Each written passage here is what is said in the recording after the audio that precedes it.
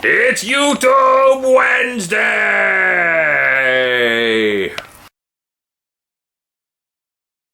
I'm going to make a moving critter or a couple of moving critters. I'm actually going to show you one, but the concept can be used over and over again.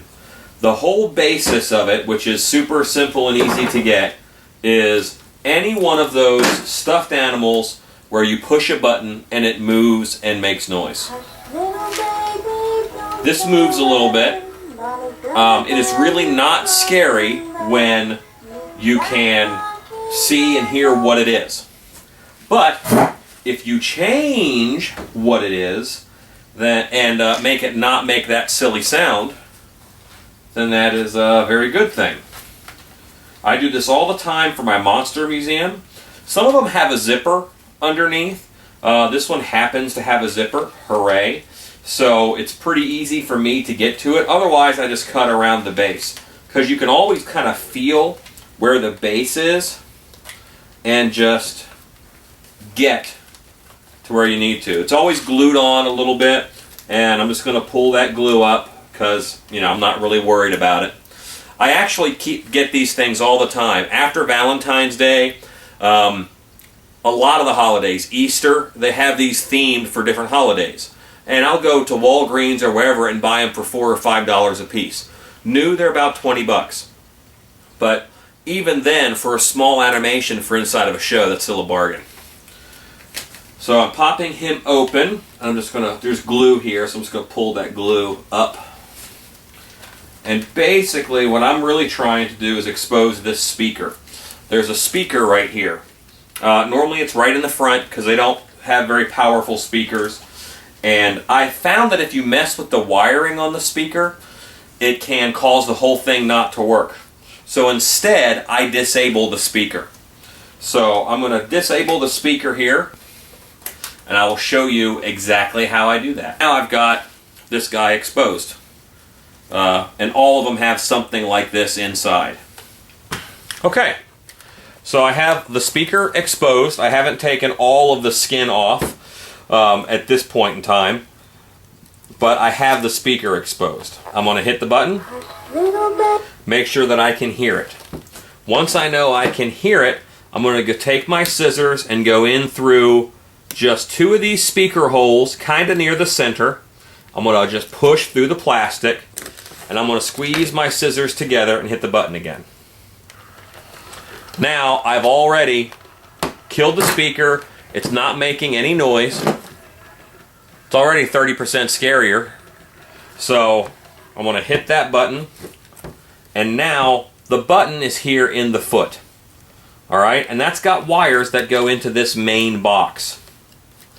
So what I'm going to do is turn this leg inside out, and this is kind of the same on all of them. It really doesn't make a difference, you know, what they are. So, and there's some thread, now that I've got it inside out, there's some thread here that have this button sewn on. I can cut that, and then I will cut it on the other side. So now the button is detached, and I can make it move. I'm going to skin this guy a little bit.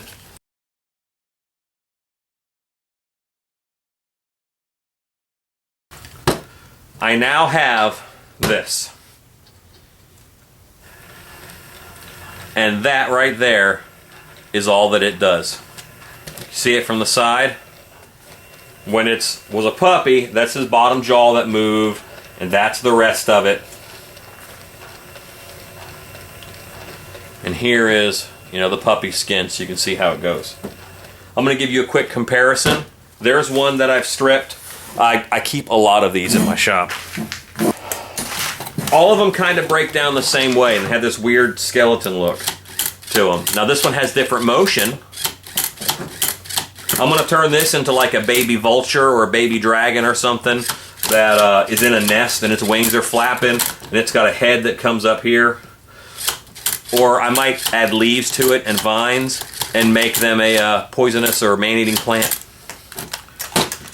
No idea what this guy used to be, but I took his button off because I used it for another project, but he will probably still work. Now you can't tell me that's not cool. I don't know what animal this used to be or what it used to sing, but I've already killed the speaker. Now can you just see that being a tentacle or something? And you really don't know what these are going to look like until... I mean, it's battery operated. I could put this on a costume if I wanted to. You know? Alright, so I've got one of these guys, and now I'm talking about making animated creatures. This here is a magic scarf. They were popular for a while. They're a little bit harder to find now, but you can find them in some dollar stores. You can find them all over the place if you look. Also, magicscarf.com. I order 10 at a time. They cost me about $4. And they come in a ton of different colors. I've got this left over from doing werewolf costumes. It's a tube, basically. But it's a tube that stretches both directions. This one's already been cut up a little bit for other projects, but I make werewolf costumes out. You know, this is a sleeve already. Then you got leg sleeves. You put them under ripped up jeans or ripped up shirt. And then I'll cut it up and I'll hair the mask with it. So it's all one kind of hair.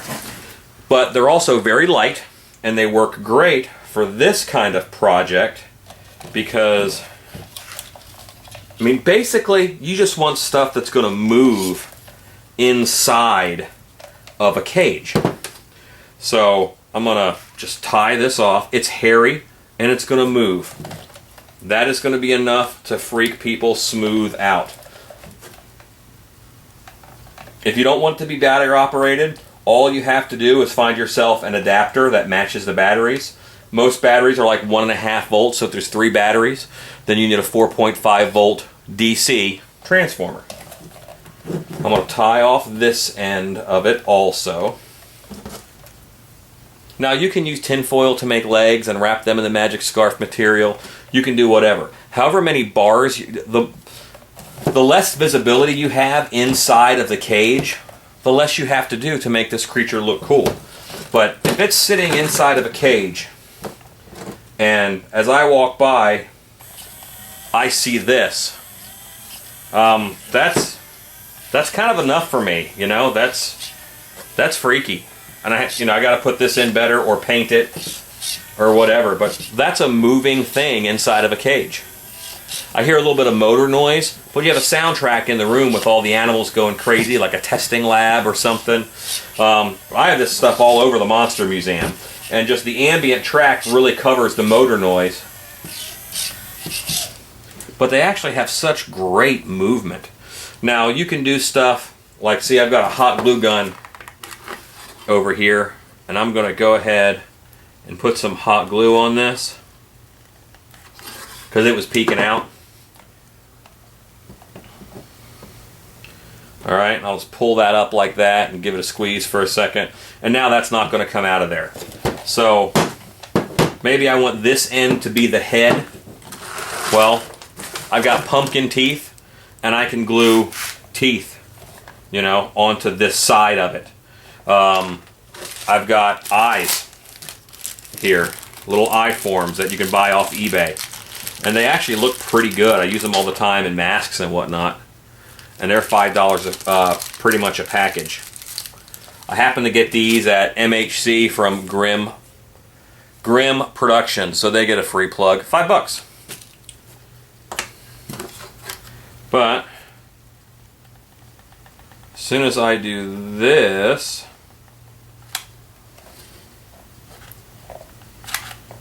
and the sticks that I've got in here, I've got a pink one up front, and then I've got a red one just behind. Throw another red one in there. So it's going to go from pink to red.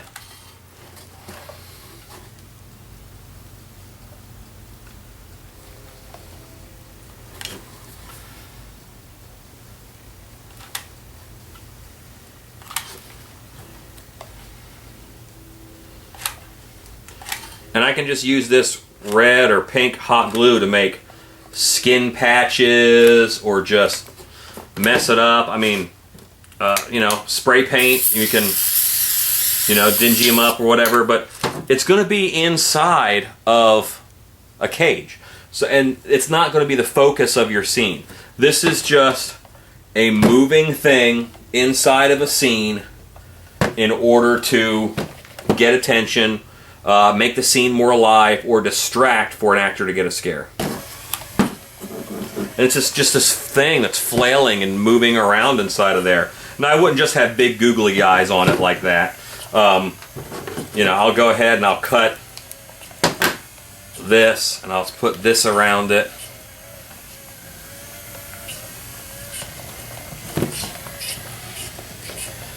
Props are easy to work on when they're not moving, for the record. But again, see, I'm just cutting a little piece off. I cut a little tiny hole in it. I'm going to flip it around to where this eye is.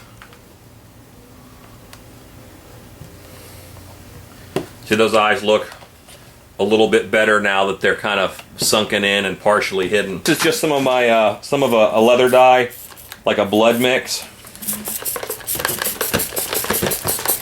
And I'm just going to hit it because I don't want this thing to look healthy. You know, this is a lab thing in a cage. And I blood the eyes over really good, then I'm going to wipe them off so that white shows through, but it's not a healthy critter.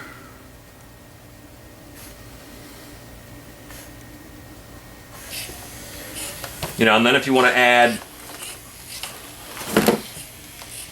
you know, so this could be a queue line prop. You know, what the heck is this thing? The more time you want to work on the critter, the better. But I wanted to give the idea, these things are awesome. You can do so many things with these. It's a button. It's a pre-made little animatronic. If I want an actor to control this, from a little bit further away, I can get some small speaker wire. Just cut this, strip these wires.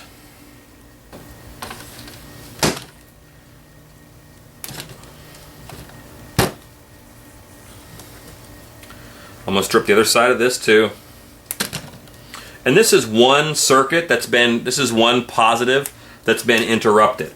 Okay? It's on off, so it's going into the little critter here. But now, speaker wire, it doesn't matter what side you wire up to. Normally I'd use a little gray wire nut. I don't happen to have any on me right now. They're at my other shop. But this is 4.5 volts. Pretty low voltage. I'm going to call it safe. I will electrical tape it down the road.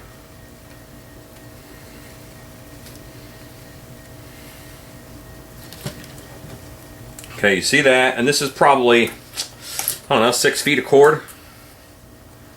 I'll take the other side of this and twist these together. And it doesn't matter. There's no right, there's no wrong on this.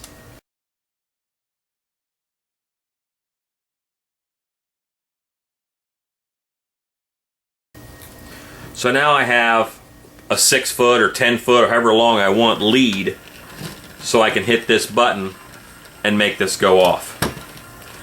Now there's another way to easily make this motion activated, and I'll show that on my next YouTube Wednesday, which will be not on Wednesday. It'll be sooner because I owe you a video. But you can dress them, decorate them, take however much time that you want, but make it look like a weirdo lab animal. I mean, you can leave it as a stuffed animal. It'd be easy to distress this, you know, cut his eyes out, replace his eyes, put in teeth, cut the ears off of it. But this is, you know, kind of a symphony of weirdness. And let it go crazy. You know, go ahead and be creative with it. I'm going to go ahead and put this button on this guy so that I can control him.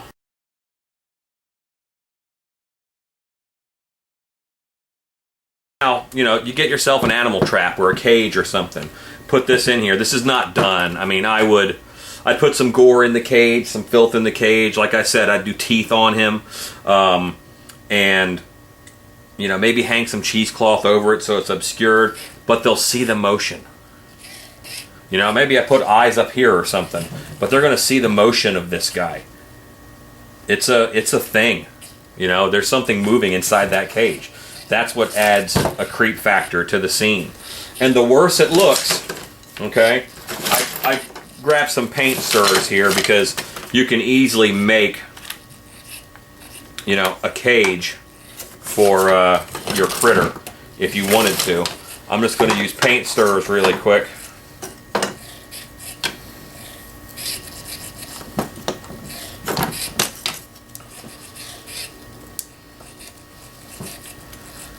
But even if you had cardboard boxes that you spray painted to look metal and then you rusted them up, but you made grates for the front of them out of plastic coat hangers or something like that, even if that's all that you did,